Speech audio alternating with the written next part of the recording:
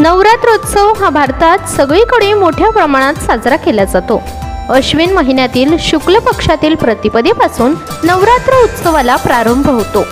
यंदा घटस्थापना 3 ऑक्टोबर रोजी आहे।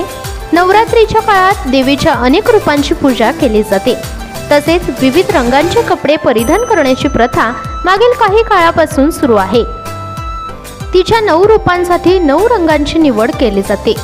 भारतीय संस्कृतीत रंगांना विशेष महत्त्व देण्यात आले आहे, त्यामुळे हा रंगांचा उत्सव अनेकांना प्रसन्न करतो। तर जाणून घेऊया नवरात्रीच्या 9 रंगांविषयी आणि देवीच्या महतीविषयी। 4 ऑक्टोबर वार शुक्रवार, रंग हिरवा। दुसरा दिवस, दुसरी माळ, हिरवा रंग। हिरवा रंग हा निसर्गाचे प्रतीक आहे।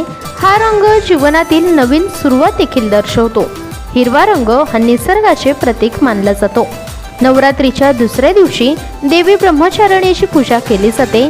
ब्रह्म अर्थात तपस्या आणि चारिणी याचा अर्थ आचरणात आणणारी।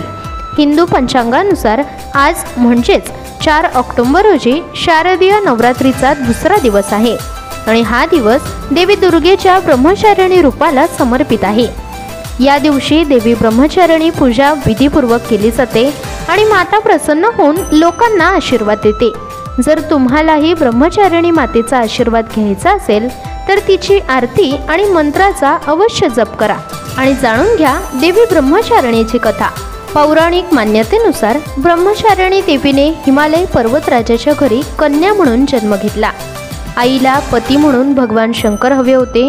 ही इच्छा पूर्ण करण्यासाठी नारदजींच्या सांगण्यावरून आईने कठोर तपश्चर्या केली।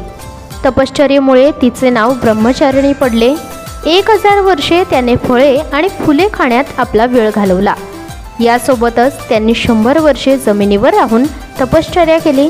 असे म्हणतात की निर्जल आणि असहाय्य राहून अनेक हजार वर्षे तपश्चर्या केल्याने देव प्रसन्न झाले आणि त्यांच्या मनोकामना पूर्ण करण्याचे वरदान मिळाले।